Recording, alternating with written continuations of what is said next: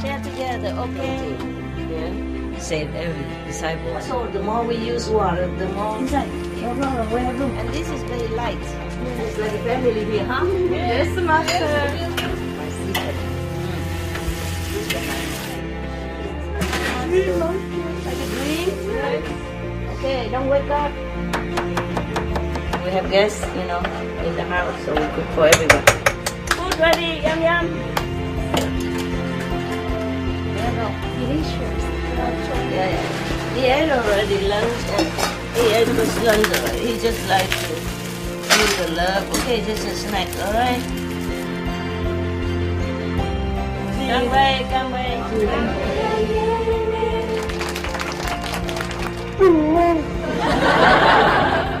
2, 3. What is that? Anyway.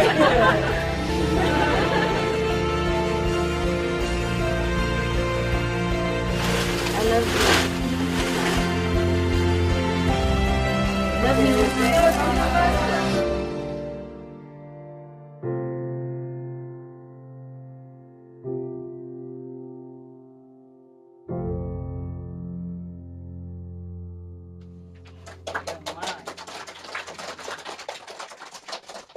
I forgot to tell you to prepare whatever. Mấy cái bánh chưng đem ra ăn liền được không? Hay phải nấu trong nồi? Không phải bánh chưng không có đâu, không phải bánh trung thu á. Rồi đem liền được hả? Tại nó bỏ trong tủ lạnh mà. Rồi ok, một lát đem ra ăn. Bây giờ mới ăn cơm chắc cũng ăn không nổi. Ok được rồi, ok, thank you. Very good. Hả? Yeah, new cameraman. It's very good. You feel better there? Yeah. You want one chair on the corner? You tough guy, yeah? Okay then. Okay, my God, look at all these people think I'm eating all this. Yeah. Do we still have some? Huh? Yesterday, you didn't tell me we have more Indonesian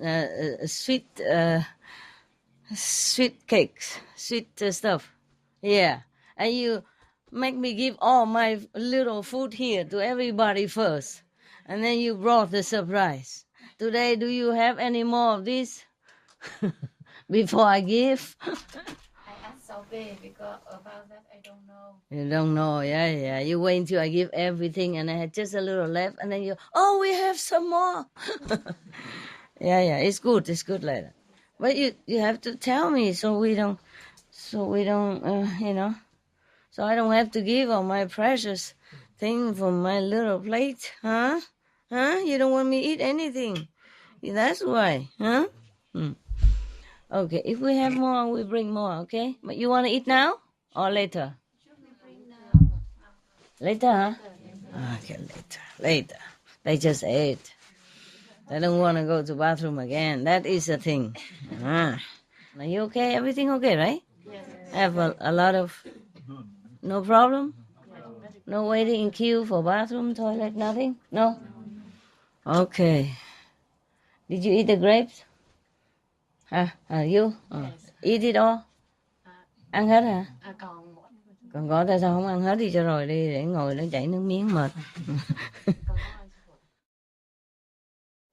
Now you're happy?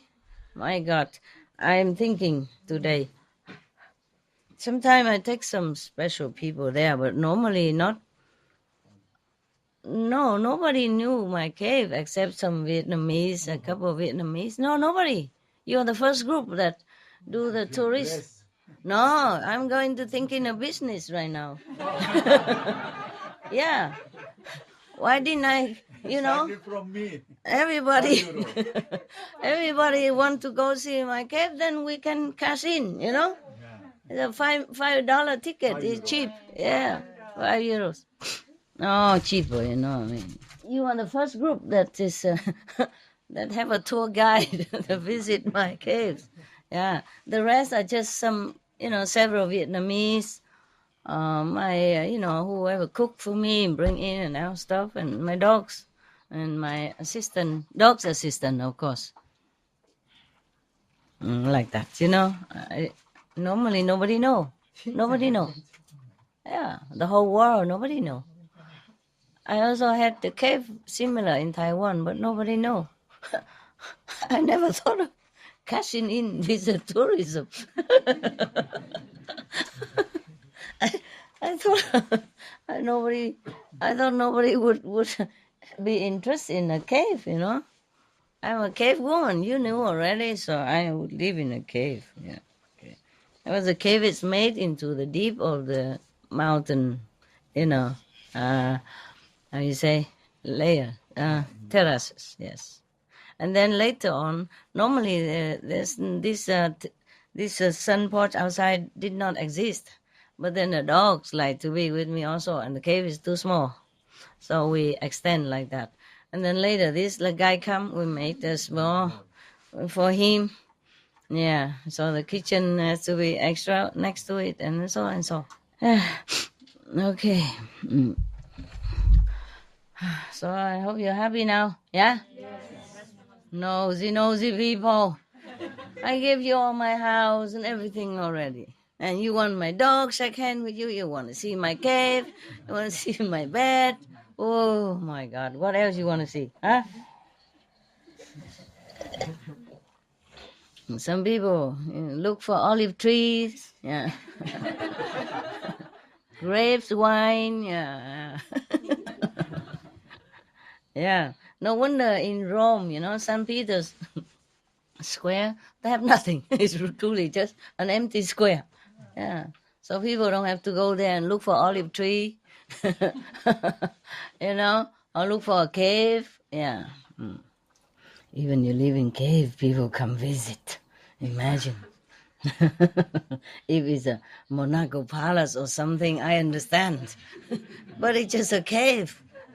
And like to look. Good. From now on, I cast. I post a God outside. Everybody 5-year-old before. In India, I visited Jesus' tomb. Supposed to be, no? They cast me, huh? Yeah, I didn't know. I just come in and sit and meditate and pay homage to the master. And then appear from nowhere a woman. I said, oh, I don't understand. She talk in Hindi. I don't understand, of course. And she say, dollar. then I cannot pretend I don't understand. I didn't have dollar, but I have rubies, so I gave some rubies. Otherwise, she keep nagging me. She didn't let me sit and meditate there. And I can just sit for a while, and then she said, okay, chalo, go. Yeah, because if I sit longer, she casts more. Understand? So that's why I told you just have one look at my cave. That's it. Because Only €5 for yeah. Because if you keep looking, then it's a double. Yeah, more. You know, I'm thinking you like can make. taximeter, it will run. Yes, of course. You know, I think we can make this business, huh? Yeah, so many people interested in my cave. I can cash in. You know, $5, and then 10 people is €5.50. 100 is €500. That's not bad. Imagine how many disciples I have. Imagine how much I cash in. No, I have nothing. I no need to do any business anymore. I just sit there with a basket. Put it in there. Big one. We got a lot of disciples, you know. They just come one by one, put in $5, have one quick look, and out. If you want to look again, stay in queue, you know, and put in $5 again. Yeah. They're cheap, no? Most people go into the zoo and all that, or museum, they cost all of $5, right? No? More expensive? Yeah, but let's be fair, my cave has nothing to look. In museum, you know, they offer stuff to look. My cave, what did you see? Describe. Nothing much, right? What is in there? It is very beautiful, very cute, very compact. Beautiful. Cute, compact. Yeah, it is compact. Huh? Yeah, it is very compact. Yeah, of course. I need to have just organize, you know. I put boxes and together and then put something on it and it's a bed. Simple. wood box. You can put things inside. And then on top you put a mattress and it's a bed. Even in kitchen also plastic box it is. Plastic. Oh, yeah. These are organized in boxes. Yes. It's easier to see what's inside. It's not much anyway. You saw it. Very simple. Yeah. But I'm still thinking I must throw out a lot of stuff. Oh. I have to throw out a lot more stuff. Oh, he's smiling now. Now you wanted to see that. He's smiling. 2 teeth out. He wants to pet today only, no food. Oh, no. Today no food. He ate too much yesterday. Too much sweet that today he did not eat even spring roll or sticky roll. So he didn't eat any. He know what it is. There. Yeah. Veggie bone. Yeah. Even just small like that, it takes time to clean and no wonder all the yogis, they go and live in just... It's a cave also, but But they cave. don't need to clean. Yeah, I know. It's a woman cave. That's the problem. Woman, we like to clean and tidy order. But there are still some boxes I should throw out. There's so many things there because sometimes ago, I was very sick, and I some wounded and all that, and operated. So need a lot of, for example, bandages, and sterilizing gauze and all that.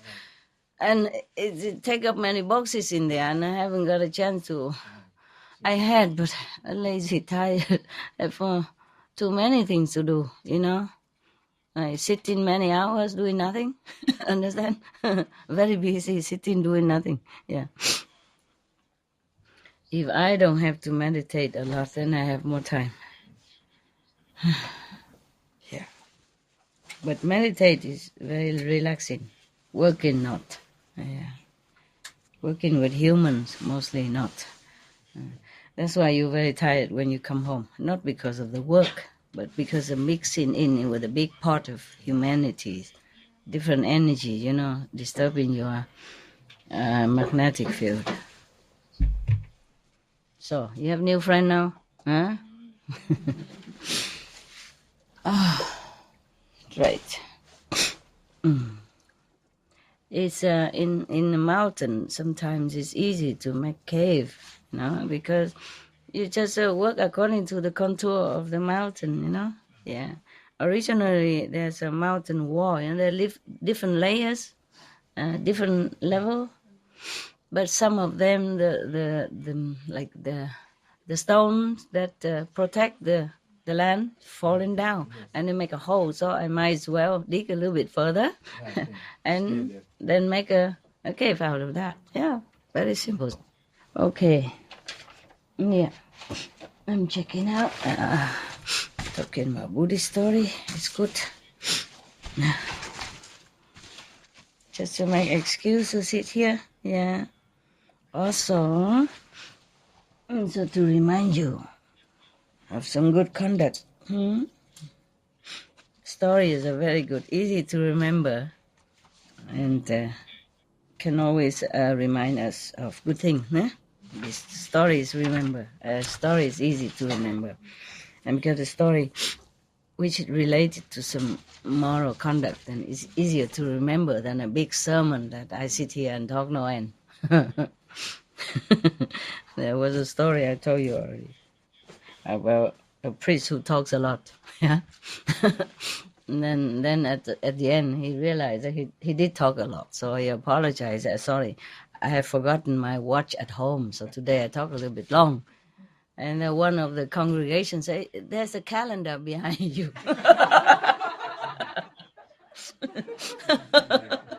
Not just hours, but days pass over. Exaggerating, but it's very cute. There's a calendar behind you. He's so spoiled here, so spoiled. After all of you gone, I wouldn't know how to tell him what to do. I don't have so many hands to pet him all day.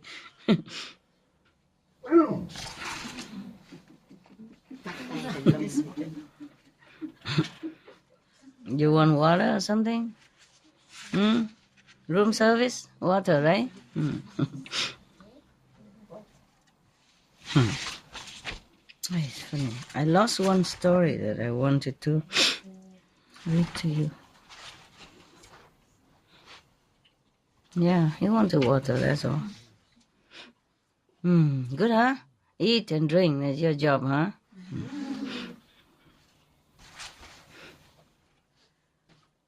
Something about food, which is your specialty. So I was I was looking for it.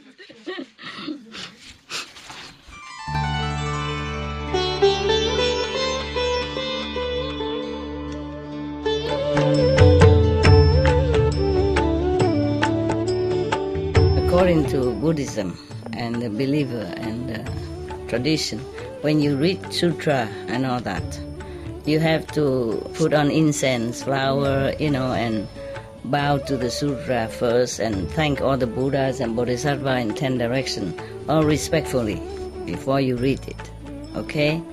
And then you cover the sutra also with silk, beautiful cloth, and I just make it more popular. Yeah, more easy, simple. And I apologize to all the Buddha. I say if I done something wrong, according to the tradition, my heart is full of respect. It's just that I cannot always do that. So please, all the sin, whatever I've done wrong, is all on me. At least other people, they hear the names of the Buddha, according to the sutta, they will get benefit. Yes. Okay, probably this one. Okay. The title is called A Certain Monk. This story was given by, this instruction was given by the Buddha while he was in residence as Savatthi, with reference to a certain monk. The mind is very hard to check. That is the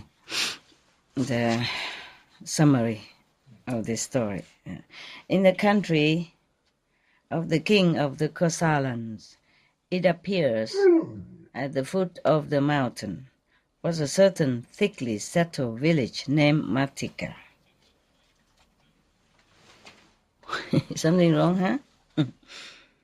Now, one day, 60 monks who had received from the Buddha a subject of meditation leading to arhatship came to the village and entered it for alms. These monks, they kind of initiated, and good. What is food, huh? You want some different food? Or just petting? Food? What kind? What kind of food do you want?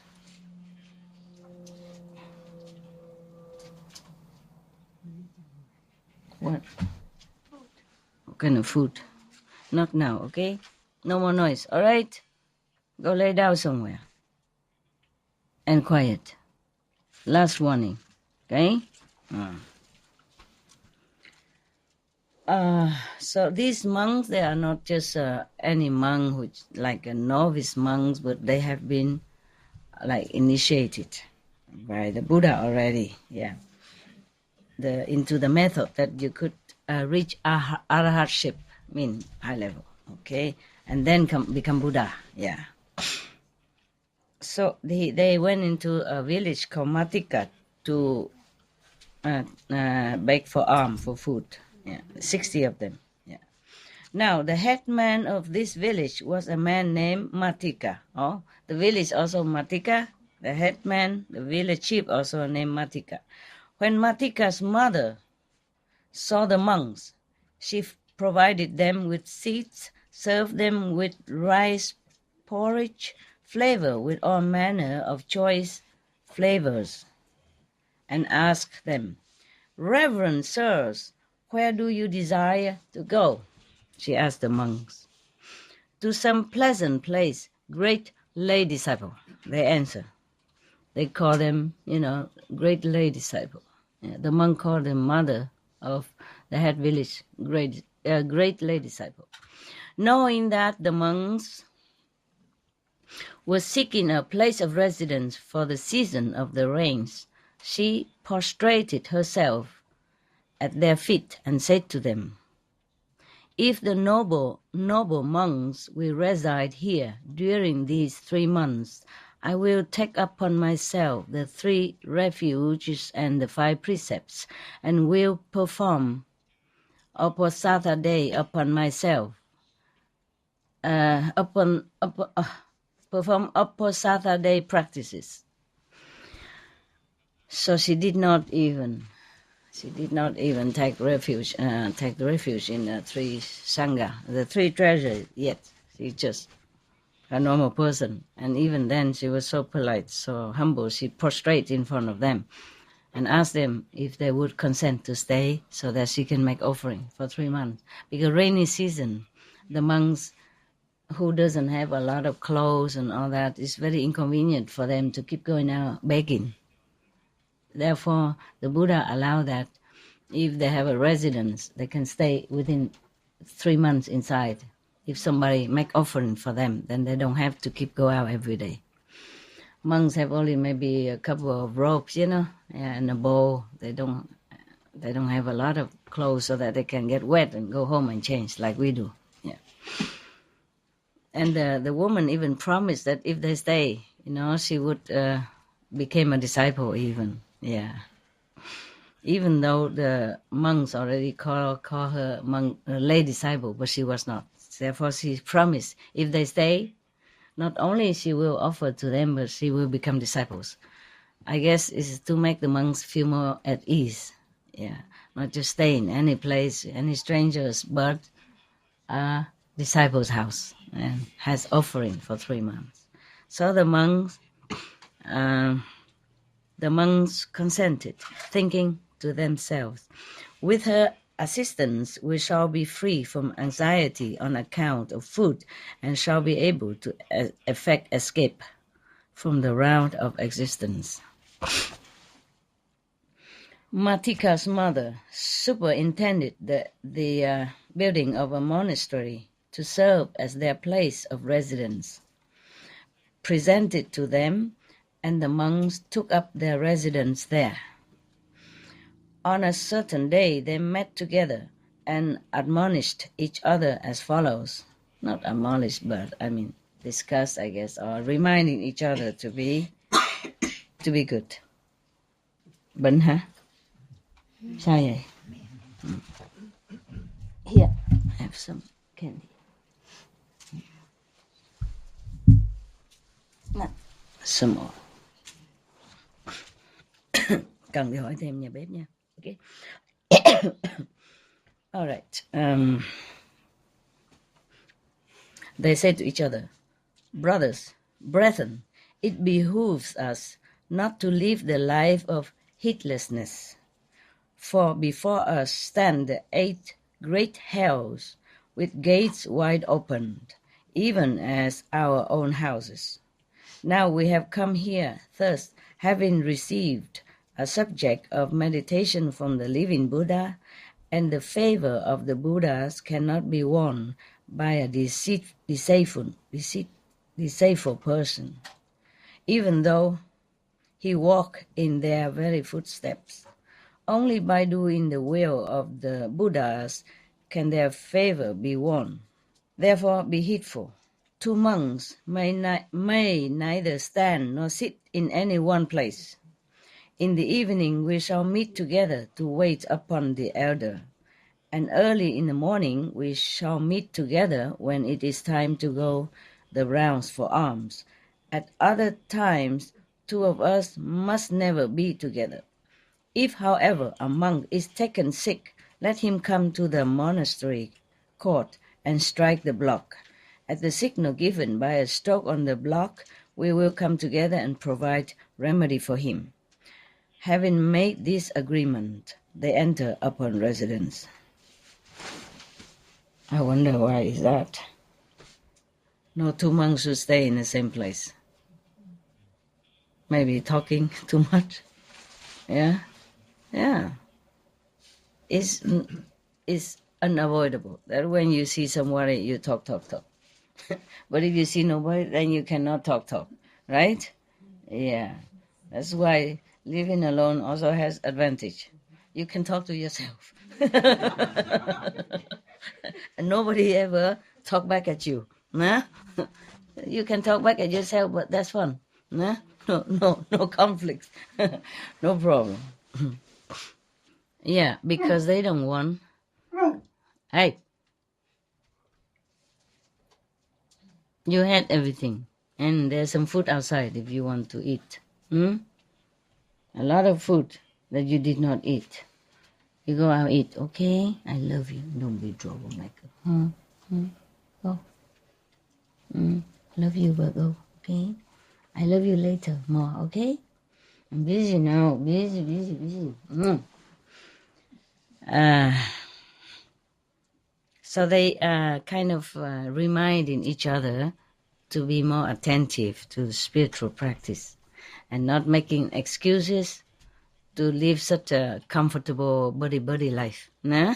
That's why they say no two monks should stay together in one place. And even if you're sick, you just strike a gong and then we bring medicine to you, but not like attending together day and night or that. I guess just to avoid the habit of relying on company. See what you've done? Huh? See that? I give you something later, even this one later. But this is salty, cannot. Go. So that's they agree to do this thing together. Yeah, that's good.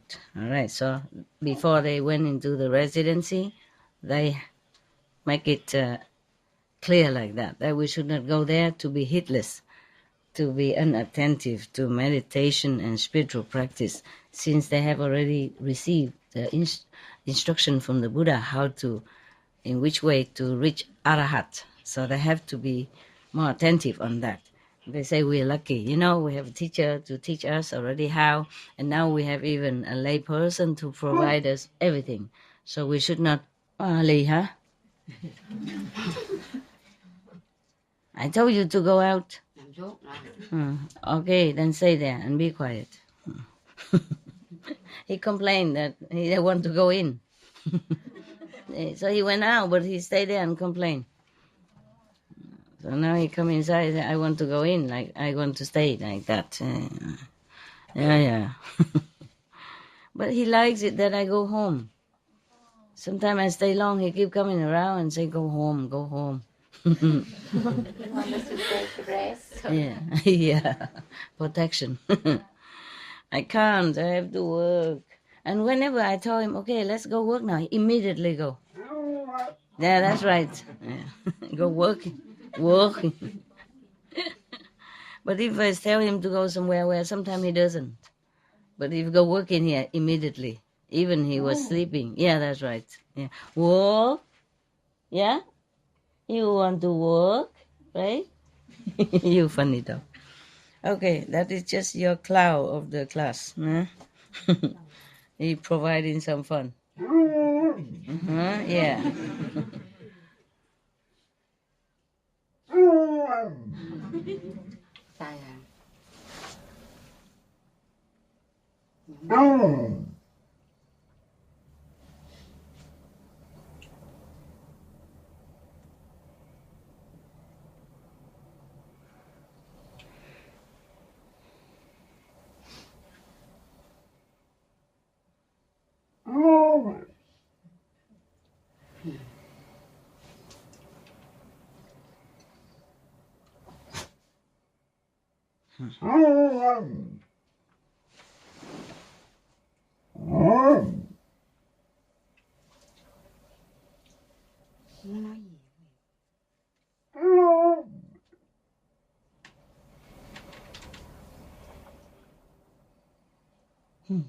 Why?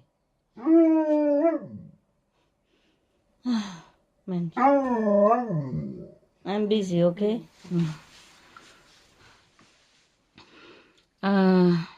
Maybe later, huh?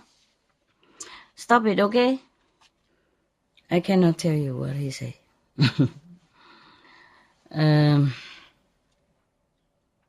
Because they say to each other that suppose we are heedless, we don't take care of the spiritual practice. There are 8 hells waiting for us with gate wide open.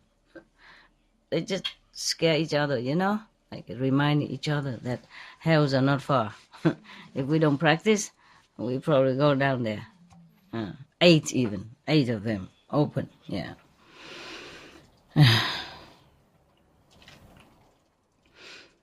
Okay, so now one day while the monks were in residence, that female disciple took ghee, molasses, and other kinds of medicine, and in the evening, accompanied by a retinue of bondsmen and servants, went to the monastery. Seeing no monks, she asked some men, "Where have the noble monks gone?"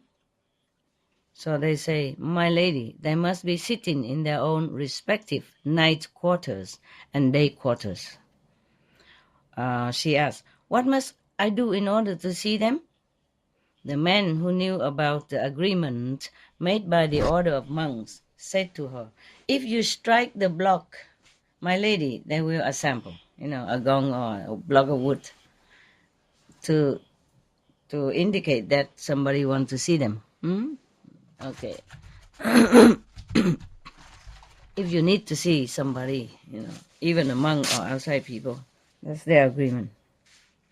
So she struck the block, maybe a block of wood or a bell or something. When the monks heard the sound of the block, they thought to themselves, somebody must have been sick, because they agree like that. If somebody's sick, then, because they sit separately, they don't know who is sick, who not. So if one of them sick, they should strike the block to let the other know and come to help them and bring medicine or tend to them for a while, because they all sit separately. They don't want to sit and be together, as if not to obstruct or distract each other from spiritual concentration. Understand now? Yeah. It's true, huh? At home, if we're alone, it's better. We can think quicker. We can think more concentratedly. But if somebody else, maybe we don't want to talk, but the other person wants to talk. And then you also, respond. And then one thing leads to another, and 1-2 hours gone by. Yeah?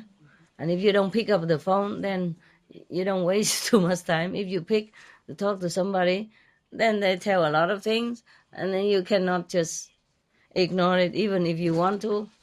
And then you become also engaged in their story, and then one thing leads to another, and then you don't have, you waste some time. You don't even remember how long, right? Yeah. Any of you like to live alone? Or most, you do? Both of you? And so whom do you live with now? Husband? Alone? Oh, no, husband. And you? I was living with an initiated, but now I live alone with my animals. With your what? I was living with an initiated, but now I live alone with my animals. 1 dog and 3 cats. With your animals. Okay, well, that's better. But 3 cats, 1 dog is also a lot of work, huh? The cat also a lot of work. Yeah. Yeah. And then, anybody else live alone? No? Yeah. They all live together? You all live with husband and wife, right? Yeah. You live alone? No? Alone? Oh, okay. 3 lucky people? Yeah. After you live alone for some time, you will find it's a blessing. But if you never lived alone, you will not know that. In the beginning, maybe you miss company. I don't know. I never did, but maybe you do, because you're so used to it, living with somebody all the time. Living alone is a blessing. Yes, truly blessing. You do what you want anytime, and you don't have to explain to anybody. You don't have to ask anybody permission to do this and that and other. Even husband and wife, children and parents, sometimes have to, even some parents have to ask their children permission to go for group meditation. Yeah, or friends. Sometimes friends try to obstruct you. for group meditation or to follow some Master Ching Hai somewhere, you know? Yeah. And then sometimes you dream of having a relationship, you know, romantic, and have somebody to talk to. This is also nice. It's also nice. But then you always have to consider another person, you know? Like if you want to go to see a movies, you have to consider if your husband like that movies or not, or if your wife like that theater piece or not. Yeah. Because women like emotional film, you know, mostly men like action, you know, Superman, Batman, you know, thing like that. Yeah, a woman like the Gone with the Wind or In Love Forever, thing like this stuff like that. Yeah, and sometimes the husband has to go with the woman to a very emotional romantic film and watch her, not just watch the film but watch her crying her head out next to you and wonder why she cried. Because to him it's just a film. He's more emotionally in check, you know, stable, and not easily influenced by the movies. But the woman cry and cry all the way with the character inside. And the husband sitting there, keep giving handkerchief and could not even watch a film. I have to comfort the wife, hold hand and stuff. Or if the women are forced to go to watch football with men, then and she just sit there, you know, frustrated and feeling restless. Don't understand why the man just, you know, fighting for one ball.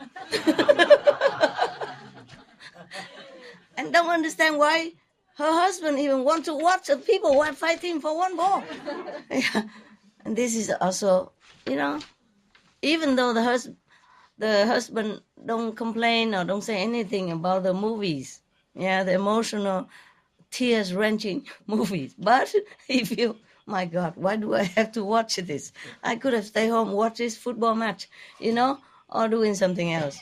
Yeah, but because of his wife, because he loves her, he wants to make her happy, so he went with her, and feeling it's a waste of time, you know. Likewise, the husband go to watch football and she just sit there feeling bored. You know what I mean? Yeah. I like football. I watch it sometimes, especially World Cup. World Cup. You know, like some more international cup. Yeah. And then I watch it sometimes. I feel very fun, exciting. Oh, that guy, you know, home run, kick in. You know. There was really very good training to do that. You know, you have to run very fast and catch the ball. The ball also running fast, and you have to run fast, and you have to outrun the other guy. And it's really exciting. And sometimes we thought having a husband and wife easy to deal with the world, but sometimes not. You lost something, you gain something. You gain a company, love, friendship, reliability together, you know, and until old age you might have somebody to hold hand, you know, drink coffee with after you retired. But sometimes you have to pay in a different way, no? You gain some, you lose some.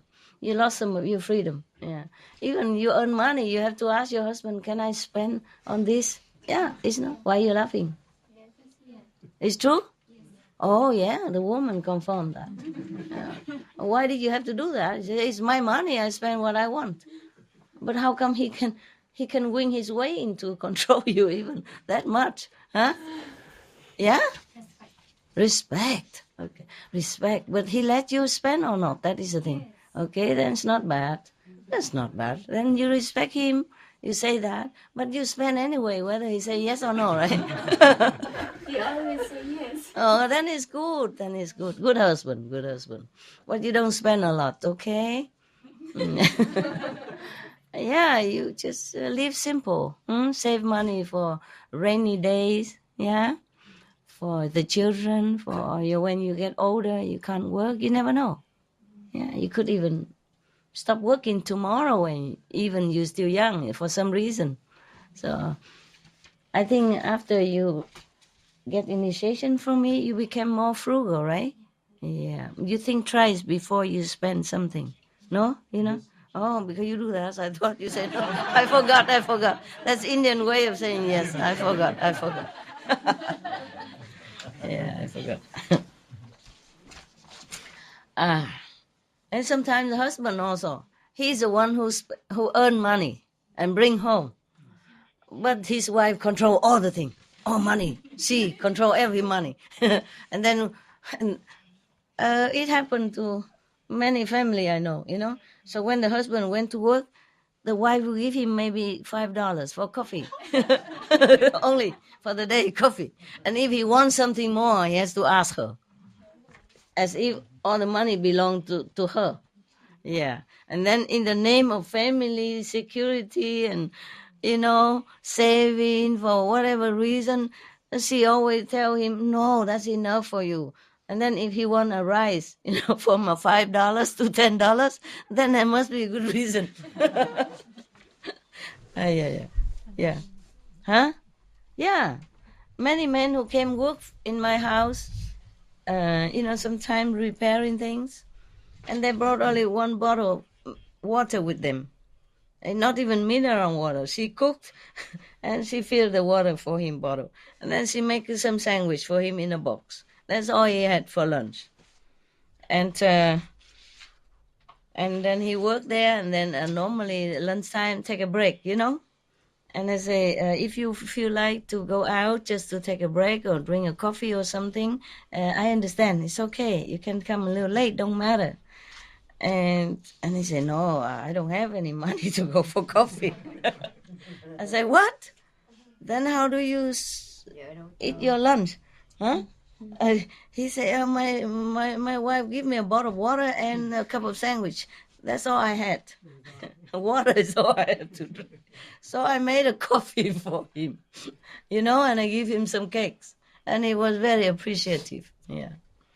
But of course, they have children, you know, and the wife is not working, yeah. And so she has to be very, very careful about what they spend, nah? But this is too much, too much. You married for happiness. And then after marriage, you work like, sorry, like what, you know, like what, okay? And earn all the money, but you cannot even spend for one cup of coffee for lunch. Yeah? It's nice to have a wife and children and all that, but to this extent, is it really worth it? And even that, not enough money. At night, he has to work a couple of hours for some nightclub. Yeah, for more money at home, because they have children. And children don't just go to normal school, go to, you know, college and all that, and it costs a lot of money.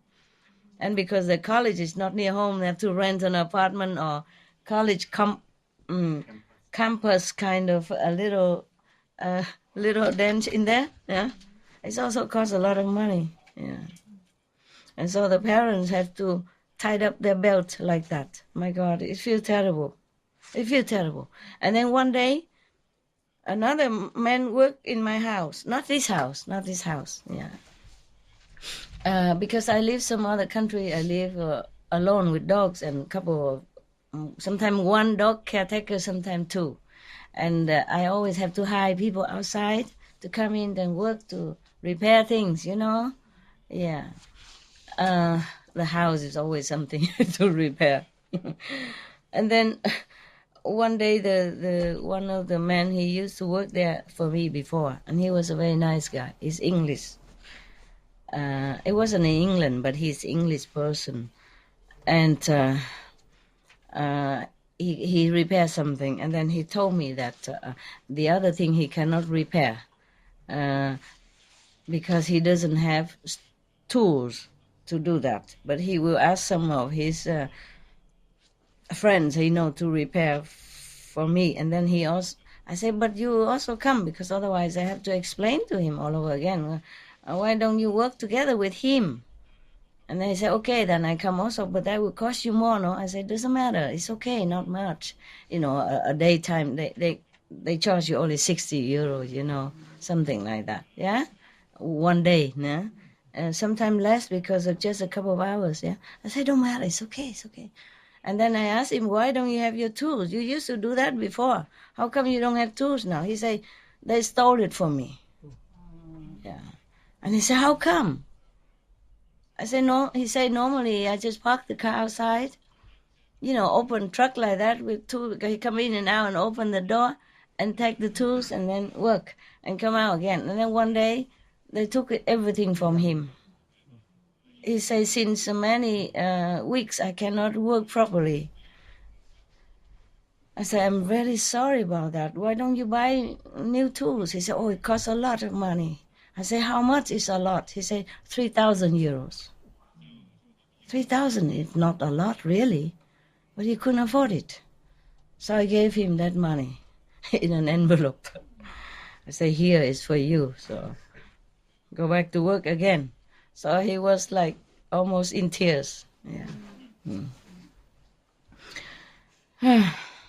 Such is the life outside. He's working hard, not like he's lazy or anything. He's really a good boy. He worked very diligently and honestly. And somebody stole his tools like that. And only 3,000, and he couldn't afford to buy new. For the complete tools, 3,000. Handyman, plumber. Yeah. Plumber is some little electricity and he do all the things. Handyman, yeah. It was very sad. But why do I talk to you about this? Money. Money make the world go round. Okay. This is the trouble with some people, they don't always, they cannot always afford what you think they can. Even tools to work, to live on. Yeah. Because a handyman or plumber, they don't always have to work. He works for himself, you see? So only when people call him, then he has work to do. If don't call, no work. Yeah. So someday he earn a lot, and then have to pay for the other day. And of course he has house and wife. And why did I help him? Because he's such a good man. Honest man, he didn't charge more than usual. I always give him extra because I feel he work a lot and one day only 60 euros, not much. So I always give him more, 100 or something like that. I say, keep the change. And he likes it. And whenever I call, no matter what time, he comes. Yeah. Because he thinks I'm also very nice. But why do I help him? Not only that, but he has a mother-in-law with him. Yeah. And his mother-in-law is very sick. So he and her, and because I also asked him, your wife working or not? He said, no. She has to stay home and take care of my mother-in-law because she's very sick. So we brought her from England here so we can take care of her every day. Otherwise, over there, nobody does. So I was very touched. You see, the man who's so good like that. Take care of mother-in-law. You see, not even his mother. So he said, wow, my God, you are so kind. He called my name Love. I don't tell him the name ever because we come in and he work outside. I just come in and say, here you are. I never asked his name. He never asked my name. So he called me Love. He talked to my assistant and say, that lady, Love, is she home? Something like that, And tell Lady Love, I thank her so much. Thing like that. Because sometimes I ask my helper to bring cakes out or coffee. I don't bring. So I say, tell Love, I thank her very much. He's so cute. he give me that name, so I like it. And he seemed very, very, very good person, Yeah, a man who don't complain about mother-in-law, stay in the house. Nobody like a mother-in-law to stay in your house. Mostly no, to begin with, right? Not everybody. Mostly people don't like, intruding their privacy, demanding or bossy, all kind of thing. Two different generations, big gap. So, but he took care of mother-in-law with so willingly like that. He talked about him as if with love, you know what I mean? As if he's his own mother. Yeah. That's why I liked him, as I helped him. Yeah. And but nobody else come and complain like that. Otherwise, all the many workers come to my house. and all losing tools, and I'd be in trouble. Because I don't always have a lot of cash in my house. I have some, but not a lot, not all the time. And I don't want to give him check. Yeah. Yeah, if you're working all by yourself, or if I'm working here, for example, that I'm more protected. Like I will not have to know much about the suffering outside. Yeah. But if I be alone, then I have to deal with all this myself also. It's in a way, I'm not meaning to complain. What I mean is that here I would not remember much about the suffering outside, and I don't contact. Yeah, of course, I instruct some people here to give donation to which and which organization in around us, around this area. Yeah, but I don't contact truly with this, so real life like that. But when I'm alone, I do know a lot more. So I gave more. I gave more donation to different situations. Yeah. Okay, where were we? Money, money, money. Yeah. And then what? Ah, I forgot where were we. Where was that? Monks? Ê, stretch out, stretch out. Bỏ chân ra cho nó khỏe. Ngồi mắc công. Okay? Stretch out. Stretch your legs. So you want me to talk the rest tomorrow? More comfortable? Huh? Every day half? Because not just a story, but I go all over the world. Interesting. What? It's more interesting. More interesting? Yeah. Okay. If you say so, yeah. Yes, truly, people outside, they work very hard for very little money. And he is not the only one like that, not the only one. There are some even worse, could not even work. Imagine a man, like last time in Africa, one boy, he just need like 30 pounds so that he can buy a little farm.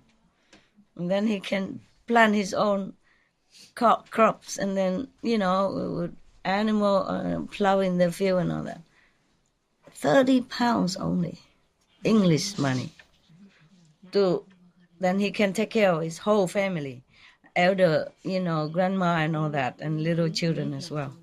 30 pounds. Then he can own a piece of land. He can build his house in some area like that in Africa. Yeah. I don't remember how much I gave, but I gave more than 30 pounds, of course. Yeah. And I'm sure that make him feel heaven. I'm sure I never met him. I would never have a chance to know him because I gave it through a newspaper who wrote about his story, about that story for him. Yeah.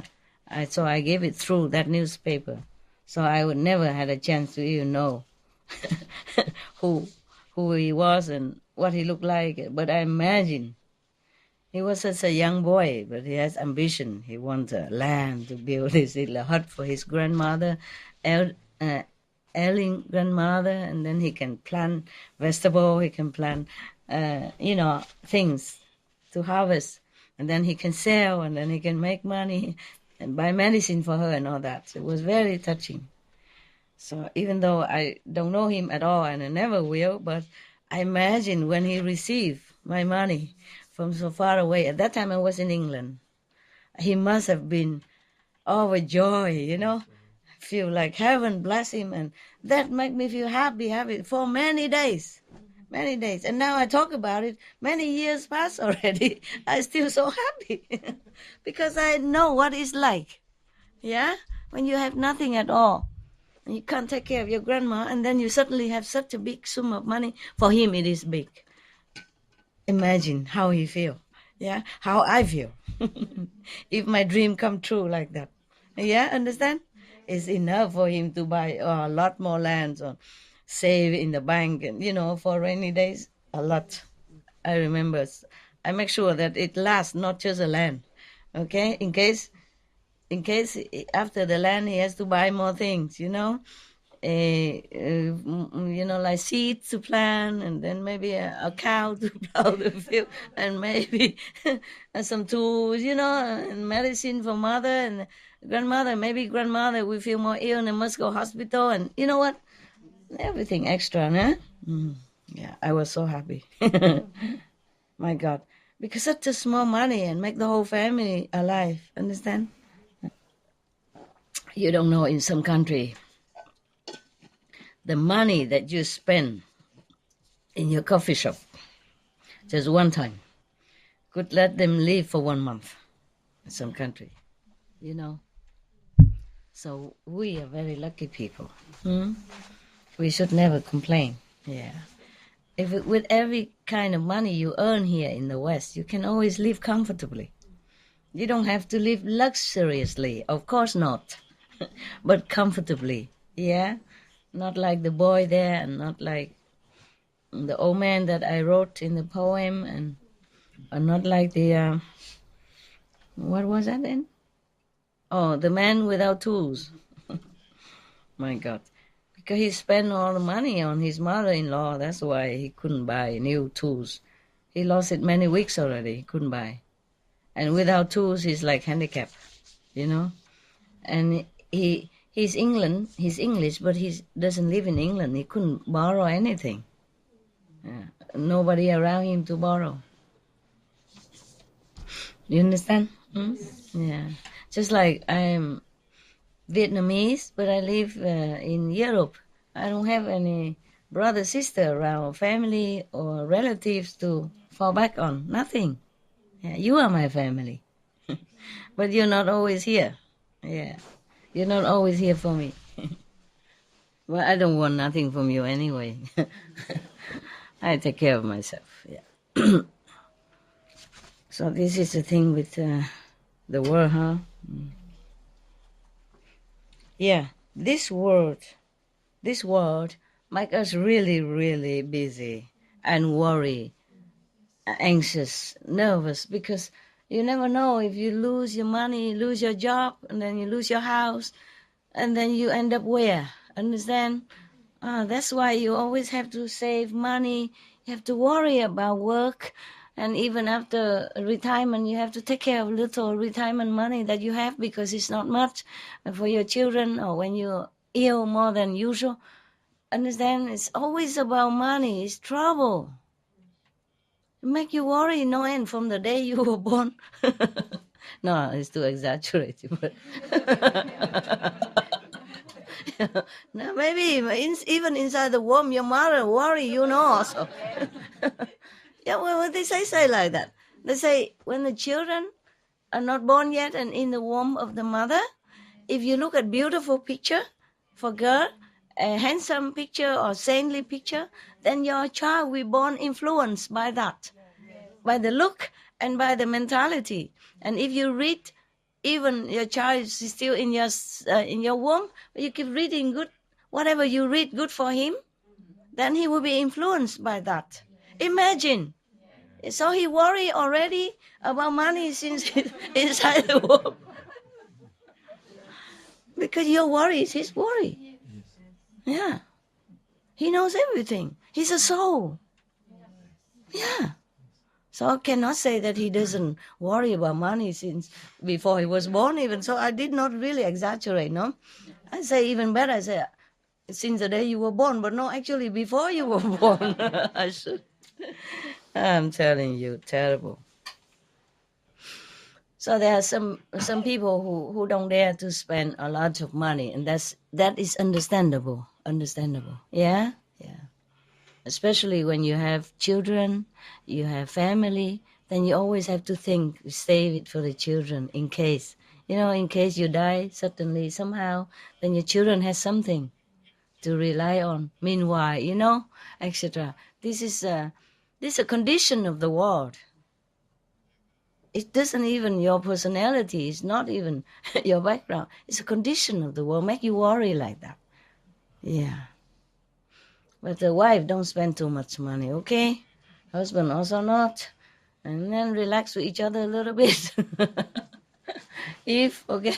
if it's understandable, do not control too much. Yeah? But your husband didn't control you, right? No. How much you make anyway? It's worth to control? No? It's very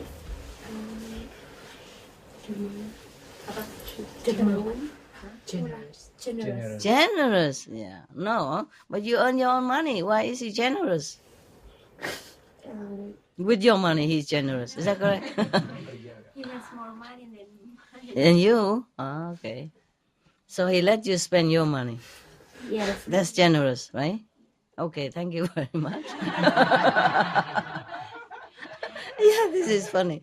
She's even grateful for that he let her spend her earn money. Oh, my, funny. You funny. And saying even he's very generous. Oh, thank you. Okay, good. At least he don't control your money, huh? Yeah. And any man, his wife control money or not? Your wife control your money? Hmm? No? What? Are you sure? Are you sure? Okay, are you sure? And you, how about you? No, I control. You control the money. Typical. And how about you guys? Wife control money or you control? I control. You control. You think you control.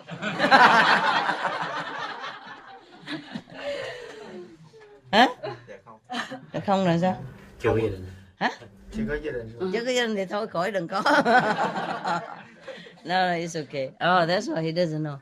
My husband used to come and give me his pay every week, but after 5 years he realized it was a big mistake to give me the money I don't understand. because I'm not good with money. Oh, so he... The money is better he keeps it Ah. for the family because Ah. he has more talent with money. Uh-huh. I will buy presents for everybody. Of course, with his money, you easy. Okay, so now he controls, right? Well, I serve you right because you didn't It's okay, it's good. appreciate his earned money. The less I have, the less I spend. It's better. Yeah. Give me 5 years, I only use spend 5. If I have 100, I spend 50. Oh, okay. Okay, try to be more reasonable. Okay, yeah. Because your family has to come first. Yes, of course you can buy present to other people. That is very nice. But you have to consider your family's safety and future first. Because your children will grow up. And they will need, now maybe they need less. So you think, oh, you have a lot of money, no problem. But they grow up, they will go to school. Yeah, and then they will go to college. And then they will need a lot of other things. You have to raise them at least until 20-something years old. And you need a lot of saving in the bank account. Not just today, but just for future. Understand that? Okay, so if he control, then it's good. In that case. In that case. Okay. It depends, huh? Depends. Not like controlling is not good. Yeah? Not like always the same case. Different cases, yeah. If you know that you are too much of a spending spree, then it's better he controlled it, huh? Your family come first, and then you can give, but accordingly, okay? Not spending all his hard-earned money. To work outside to earn money is very stressful. To work in any way is stressful. So the money you have to appreciate and save it. All right. You want to say something? There is a story on this also. About money also? You want to say something? Story. There is a story if you want. The what? There is a story on this also. Oh, tell me. In India, we had one great Yeah, he has it. emperor, Akbar. Akbar was a great emperor in India. Ah. He had his one gestal known as Birbal. One day they were walking, so Akbar told it is man's world, Birbal, and Birbal did not agree with him. Birbal said, no, it is all women's world. What? Birbal told to Akbar, it is all women's world. This is a woman's world? Because the other one say this is a man war. I understand. Okay. Then Akbar told, it is not true. Let's have a meeting. So he called all the people of his country and told everybody who comes here should come with a proper thinking. So when everybody came, Akbar told people who has who is not slave of his wife should come to this side. Who is not slave for Of his his wife, wife should come come on to right this side. Okay. And who is not should stand on this side. Who not afraid of wife, not slave for stand on wife, this stand side. on left side. Okay. So everybody came All to- on one side. On one side. Except one fellow who was very thin and weak fellow, very thin, weak fellow. Weak and thin. One he was stay on the standing other on that side. side. Yeah. Akbar said, okay, at least one fellow is brave. Brave. Not afraid of wife. So Akbar asked this fellow, why have you stood here? Why you have not gone that side? The man said, when I came from my house, my wife told me, don't go that side where everybody goes. Don't go where everybody goes. Don't understand? Yes? Good. Okay then. All right, good. So I go back to the Buddha or we continue with the... Is he that man? Is he that man? He's the one? Okay. Yeah, I have similar story, you know. And then the man say, my wife told me don't listen to stranger. And then similar story like, man, everybody afraid of a wife come together, you know, and then they want to select a chairman of the group who is not really afraid of a wife at all. Everybody afraid of their wife stay on the right side. Everybody who not afraid of their wife stand on the left. So everybody go to the right. Only one guy stand on the left. So they voted him chairman. Okay. And then they were just talking and, you know, relying on him because he's a tough guy and praise him and all that. And then suddenly other wives came. They were having a celebration, you know, ceremony to elect him as chairman. So they put on incense and all that in front of Buddha, and he knelt in front of the altar to swear to be loyal to the club and protect all the henchmen or the, you know, weak men, you know, under his protection. Okay, he was kneeling there, and they make him swear and all that. And in the middle of the ceremony, he was still kneeling there. And other wives came and said, what are you guys doing here? At home, there's nobody wash dishes. Clothes is dirty, house not clean, children not fed, and you're sitting here together doing what? And everybody run away. Except one man, is the man who's supposed to be chairman, is still kneeling there. So after all the wives left chasing all the men and they escape, and then after a while, all the wives left, they came back and saw the chairman still kneel there. I said, wow, this is a man that we really need to follow and, you know, the example. And then they came and looked at him, he dead, too frightened. Oh, Scared to death, frozen to death. The hero done, gone. He too scared, he could not even run away. Yeah, they could have asked him, you know, why he stand on the left side. They didn't ask. They thought, whoa, he's tough, you know, so desperate.